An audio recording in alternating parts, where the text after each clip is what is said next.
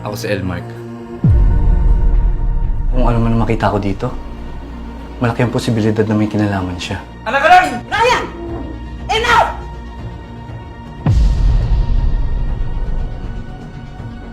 Isa lang sigurado ako. Isa sa kanila ang kakampi at isa sa kanila ang traidor. Mag-isip ka muna. Dito na ako titira. Hindi sana nagkaroon ng aksidente. Tinitignan ko lahat ang galawan at kilos mo. Sino ka?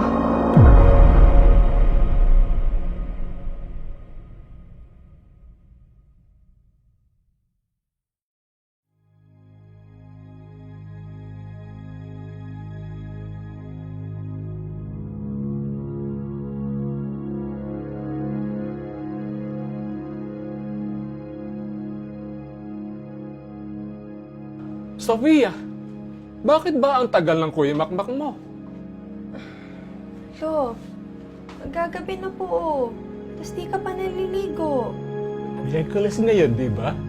Hindi ba ulit pupunta si Makmak? Lo, di ba nga po?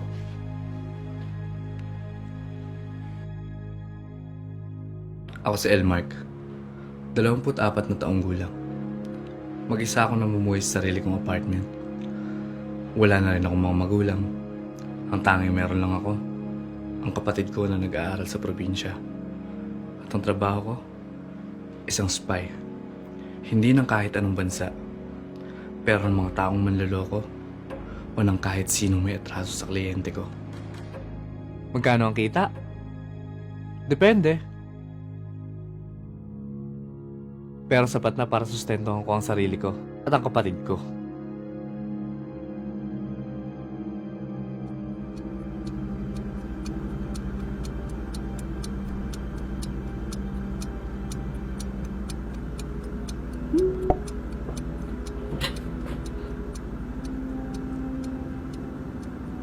Sa totoo lang, hindi pa ako nakakahawak ng ganitong kaso. Bago ang lahat, pwede bang magpakilala ka muna?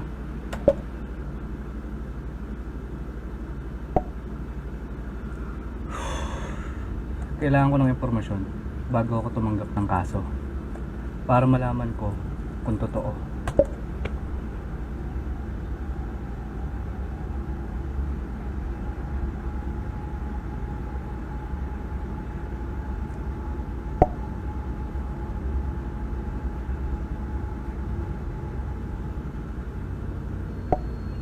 Lolo?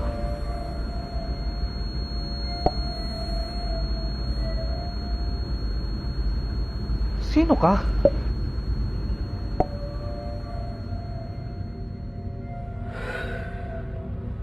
Sino ang maniniwala?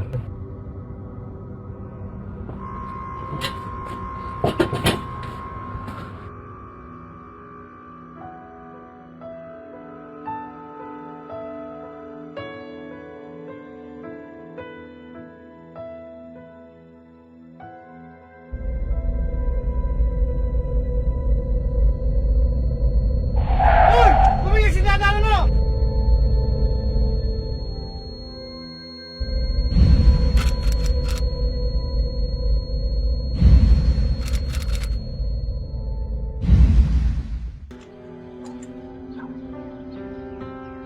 Ang laki talaga ng bakit ni Lolo Ino. Tatay siya ng nanay ko. 3 taon na rin simula nung umalis ko dito. Simula nung pagkamatay ni Mama, umalis na rin ako kaagad.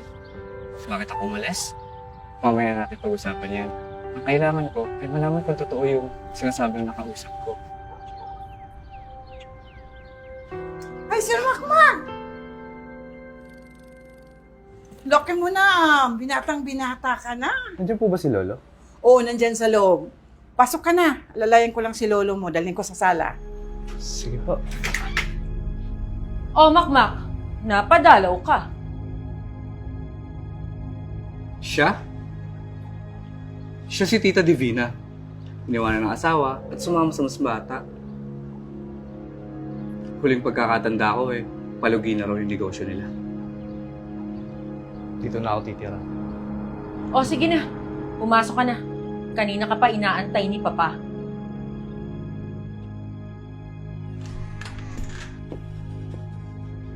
Sino ka? Bakit ka nandito? Sir Enoch, siya si Makmak, si Elmark, yung apo nyo. Naku sir, pasok na po kayo. May tanghalian na sa loob. Ituro mo na sa kanya ang kwarto, Melin. Pagkatapos, sumunod na kayo sa hapag.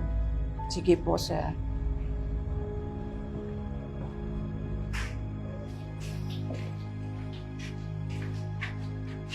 Ito po yung kwarto nyo, sir. Parang bago po ito ah. Opo, sir. Pinagawa niya ni Ma'am Janice bago sila lumipat dito. Walang nakakapasok dyan kahit si Sir Lucio eh. Manang Meli, parang may kakaiba kay Lolo. Ayos lang po ba siya? Ay naku, mamaya ko na ipaliwanag sa'yo. Punta muna tayo sa pagkainan, ikaw na lang hinihintay.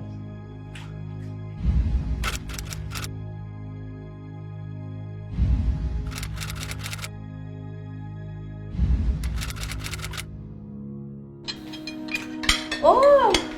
Makmak!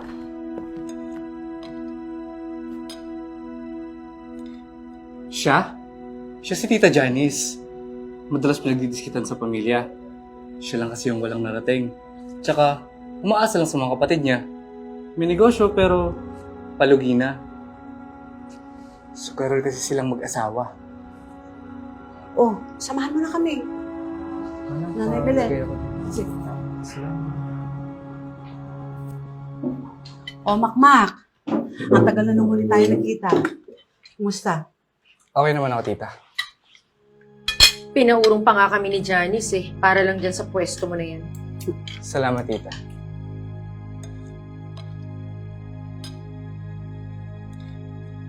Yan? Siya naman si Lucio. Anak nila Tita Janice, cum laude. Tsaka, isa sa inaasahang mabibigyan ng mana ni Lolo.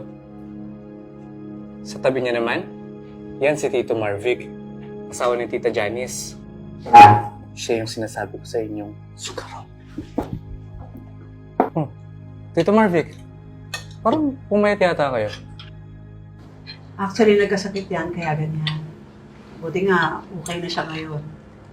Pero oh my God, daang-daang yung pong pera din yung ginastos namin para siguro pa-check up nito. Kailan niyo pala ibabalik sa akin yung pera? Pero, okay lang. Kung hindi niyo pa kaya, it's fine. No problem. Musta pag-aaral, Elmark? At ito naman si Tito Ryan. Ang pinakamatalino sa magkakapatid at ang huling balita ko, siya daw ang susunod na CEO ng kumpanya ni Lolo Enoch. Maayos naman. Tumuloy ka pala sa pag-aaral. Tama na yan. Nasarap tayo ng pagkain.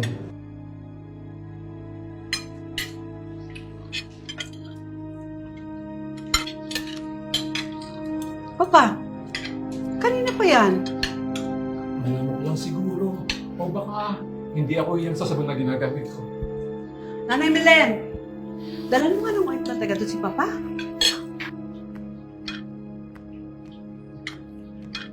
So bakit ka napadalaw, Elmark?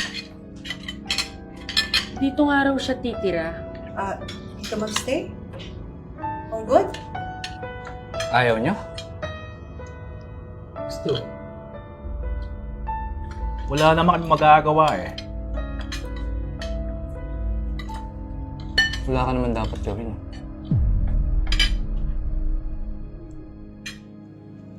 Ano ba? Saan itigil nyo na yan? Last time I check, Makmak, ang trabaho mo ay makisawsaw sa buhay ng may buhay.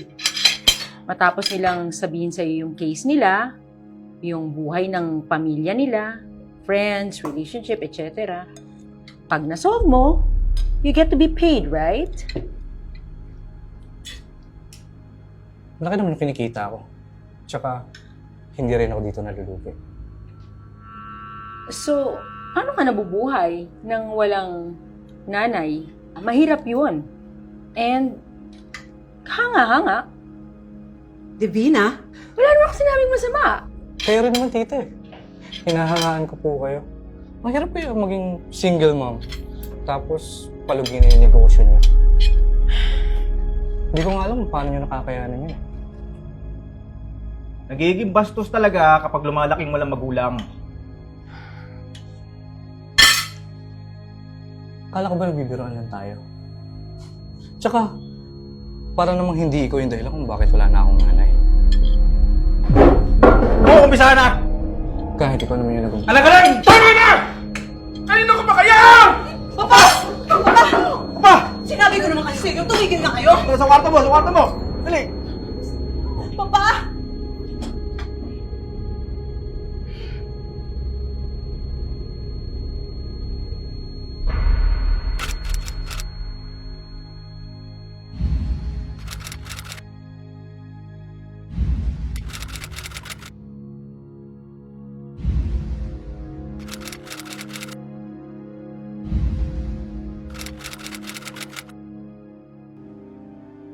So, there's a lot of complications na po talaga kay Lolo Enoch. Due to the fact na siguro din yung dementia niya, yun yung isang factor kaya siya nag-worsen pa. Dementia? Sa ngayon, I would suggest na si Lolo would get a lot of bed rest po talaga. And if ever this happens again, just call me ASAP. Sa susunod kasi, ayusin niyo yung mga ugali niyo. Lalo ka na, Divina!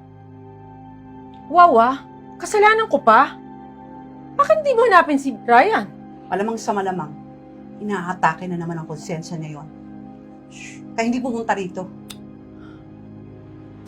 Ay, Dok.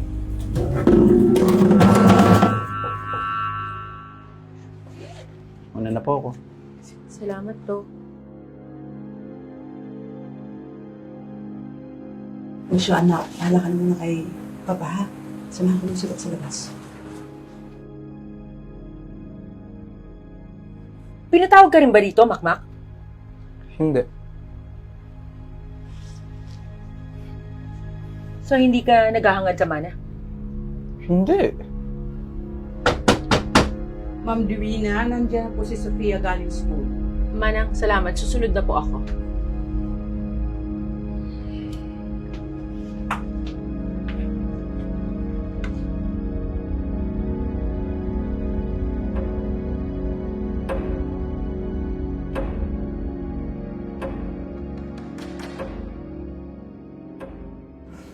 Alam mo, mahahawa ka lang sa kabaliwan nila. Pag inisip mo nang inisip yung mga sinasabi nila sa'yo kanina. Hindi naman nabago sa akin yung pagtrato nila. Buti na isipan mong bumalik. Kayo? Bakit kayo nandito? Ang alam ko, umalis na rin kayo dito nun. Malis kami pero 1 month ago, nakatanggap kami ng message galing kay Lolo. Maghahati na raw ng mana. Ikaw, wala ka ba natanggap? Wala. So, bakit ka nandito?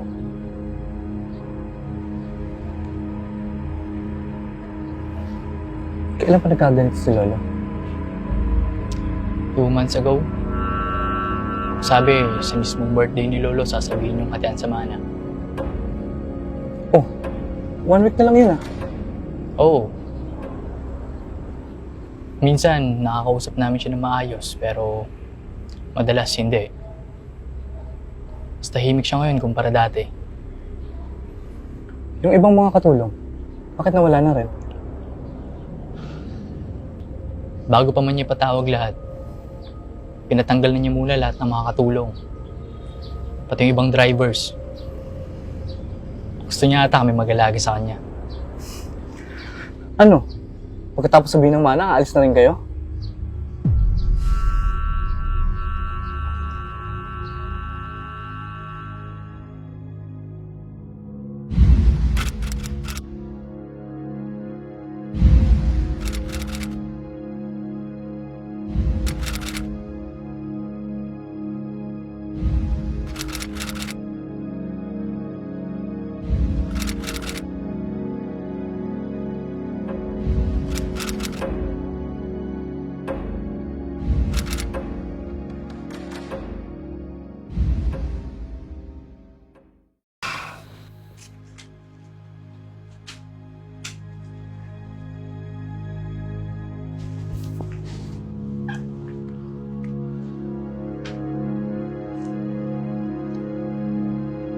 Sino ko ba talaga?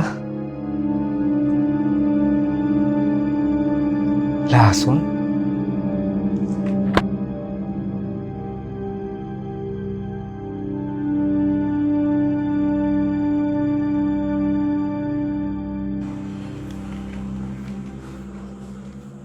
Uy, sir, gabi na. Ba't hindi ka pa natutulog? Hindi po ako makatulog eh. Manang, pwede po ba ako sumabay sa inyo bukas sa pagluluto ng lunch? Ay nako, sir, sa labada lang talaga ako na-assign sa mga trabaho dito sa bahay. Minsan, taga-sundo kay Sophia sa school. Sa pagkain naman, si Ma'am Janice ang tagaluto araw-araw. Kung gusto nyo, gumising ka ng mas maaga pa. Papayag naman yun si Ma'am Janice. Paborito ka noon eh. O, sige sir, mauna na ako. Sige po. Kung may nagtatanghang maglasod kay Lolo Ino, sigurado akong may kinalaman ng pagkain. Pero, paano ganun? Si Tita Janice ang palagi nagluluto.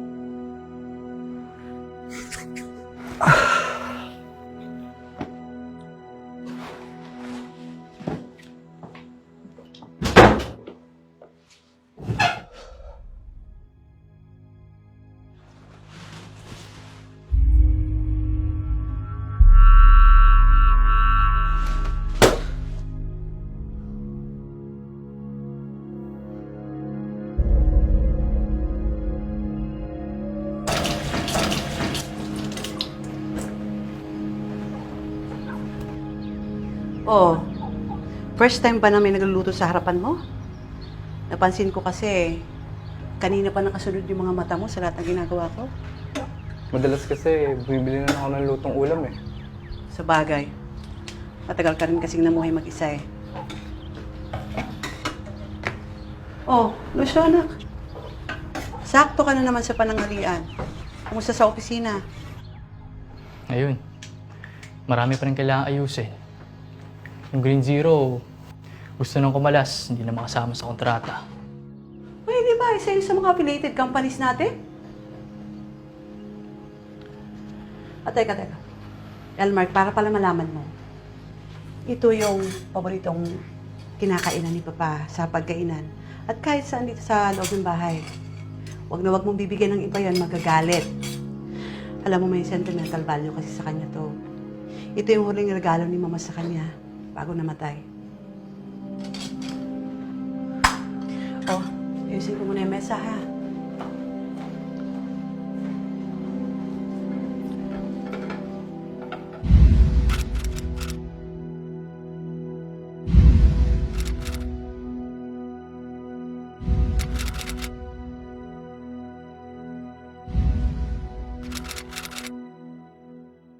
Ang sarap ah. Si Makmak ang nagluto niyan. Tagahatid lang ako ng putahe. Ang luto ni Ate Liana. Paboritong lutuin ni Ate Liana ito sinigang eh. Gustong-gusto namin ni Papa. Hindi ba dapat nagpapahinga si Papa? Kasi sinabi ng doktor niya. Nakahanda na rito yung pagkain niya. Ayakit na lang sana. Nagpupumilit eh. Since narito tayo lahat, gusto kong ipaalam sa inyo na nagbabalak akong lawakan ang sakop ng CSR ng kumpanya. Hindi naging maganda ang performance ng kumpanya nitong mga nagdaang buwan. At alam kong alam ni Lucio yun. Short-term solution lang naman to. Lawakan ng CSR para mas bumaba ang tax. With this, magkakaroon tayo ng allowance sa annual budget for the other goals ng kumpanya. CSR tulad ng? I'm planning na mag-focus sa mga farmers. Magpapatayo ng subdivision yung negosyo natin tapos farmers ang ilalagay mo sa CSR. Magiging usapin na naman ng negosyo natin yan. 2 months ago pa lang nakalipas since madawit yung kumpanya natin sa pagpapalayas ng mga farmers sa Hacienda Mariana. Kaninong pirma ba yung nandun? Di ba kay Marvick? Kaya itinuloy yung pagpapalaya sa mga farmers dahil may go signal ni Marvick. Di ba? Na hindi naman dapat. Ryan, aksidente lang yun. Hindi binasa ng asawa mo bago pumirma? May point naman kasi si Lucio. regardless na aksidente man o hindi ang pagpapirma sa Hacienda Mariana, ang sinasabi lang ni Lucio, baka masangkot na naman tayo sa malaking issue. Ang ironic naman kasi, matapos niyong magpalayas ng mga magsasaka, tapos ngayon, magpapatayo kayo ng subdivision, tapos tutulungan namin kayo? Hello? So, wag na lang. Hindi naman wag na lang. Pag-isipan niyo munang mabuti.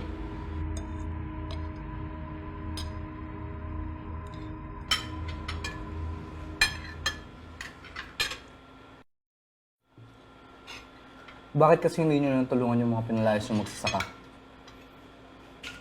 Para ano? Para tulungan yung pamilya ng tatay mo? Oo. Ang bait mo namang anak. May ibang pamilya na yung tatay mo, pero iniisip mo pa rin yung kapakanan nila. Ryan, ano ba? Tumawag sa akin si Papa nung araw na yun. Pinalaya silang mga magsasaka ng Hacienda Mariana. Habang nasa ospital yung kapatid ko. Ah, yung kapatid mo sa labas. Ryan! Enough! Gaano ba talaga kakitid yung utak mo at hindi mo kaya tumanggap ng opinyon ng ibang tao? Ano? Ginagawa mo mang maliit? Para pakita mo na magaling ka? Oh my God! Masyado mo nang pinipersonal ang pamangkin mo! Suggestion galing sa ampon. Ryan, ano ba? What? Di ba totoo naman? Hindi magkaanak si Ate Liana kaya nag-ampun sila para magkapamilya yung tatay niya. Kahit ayaw ni Papa. Out of nowhere mo naman! Ano ang problema mo? Wow! Anong problema ko? Kung pagbintangan ako lang isang to, sa pagkamatay ni ate, akala mo may pweba. Hindi ka ba nangihinain sa simbahan? Ang ingay! Bakit ba ang gugulo niyong lahat? Bakit ba kasi kayo dito nagtatalo-talo? Papa! Pa! Tara, sa kwarto. Painom natin sa Papa. Si Tito Ryan ang nagpapainom ng gamot kay Lolo? Posibleng hindi lang sa pagkain nilalagay yung lason. Hoy, ano ba? Nababalik ko na ba? Tulungan mo ang tito mo ron. Marvick! Marvick! Marvick! Tayo.